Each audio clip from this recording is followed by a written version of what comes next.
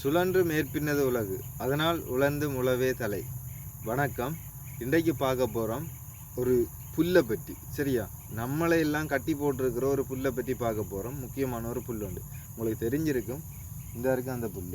சரியா, இந்த இருக்குது அந்த புல். அந்த புல்லோட இலையை பாருங்கள், நல்ல பச்சையாக இருக்கும். அந்த புல்லில் கதிர்கள் வந்திருக்கும். அந்த புல்லில் இருக்கக்கூடிய விதைகளை பாருங்கள். இதுதான் அந்த புல்லில் உள்ள விதைகள். உங்களுக்கு நிறைய பேருக்கு இந்த புல் விதைகளை பற்றி தெரிஞ்சிருக்கும். சரியா, சிலருக்கு தெரியாமலும் இருக்கும். இதைத்தான் தமிழில் சொல்லுவோம் நெல்லண்டு. இதில் உள்ளுக்கு இருக்கிறது அரிசி. சரியா, அப்போ முன்னுக்கு சொன்ன புல்லுங்கிறது புல்லு தான். ஏன்னு சொன்னால் உண்மையிலேயே இது ஒரு புல்லு தான். சரியா, ரைட்.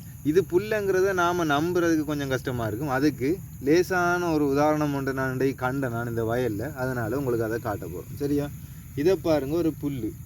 சரியா, தெரியுதா அப்படிவா? இது ஒரு புல். சரியா, உங்களுக்கு பிடிங்கி காட்டுறேன்.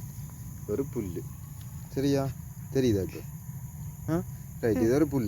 இது அந்த புல்லில் இருக்கக்கூடிய அந்த புல்லோட விதைகள். சரியா, இது புல்லோட விதைகள். ரைட். இது பார்த்தீங்கன்னு சொன்னால் ஆரம்ப காலத்தில் இருக்கக்கூடிய காட்டு நெல் இனம் ஒன்று தான் இது. தெரியுதா இது? இப்போ தெரியுமான்னு நினைக்கிறேன். இந்த நெல் தெரியுதா அப்படியா? சரியா, இது அந்த நெல். சரியா, ஆரம்ப காலத்தில் இருக்கக்கூடிய ஒரு காட்டு நெல் இனம்தான் இந்த நெல்லினம்.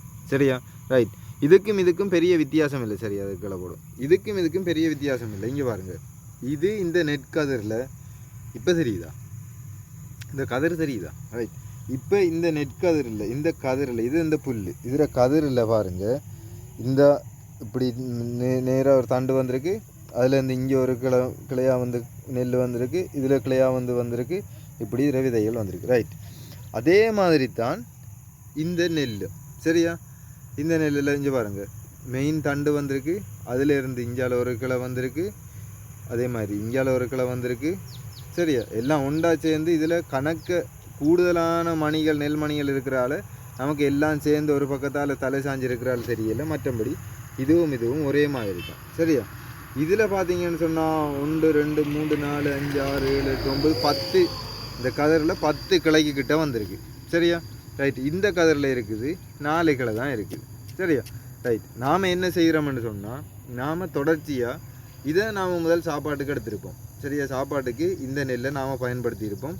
இதில் இருந்து இது கொஞ்சம் சின்னனாகவும் இருக்கும். அப்போ இதில் இருந்து பிறகு தேர்வு செய்து நமக்கு தேவையானது தேர்வு செய்து காலகாலமாக கிட்டத்தட்ட நெல்லை பொறுத்தவரையில் 10,000 வருஷத்துக்கு முன்னுக்கு இருந்தே மனிதன் இந்த நெல்லை விவசாயம் செய்கிறதுக்கு செய்கிறான். சரியா, 10,000 வருஷமா அது 50,000 வருஷமானு தெரியாது. 10,000 வருஷத்துக்கு முன்னுக்குங்கிறது ஒரு இதுவரைக்கும் தெரிஞ்ச ஒரு தகவல். ரைட்.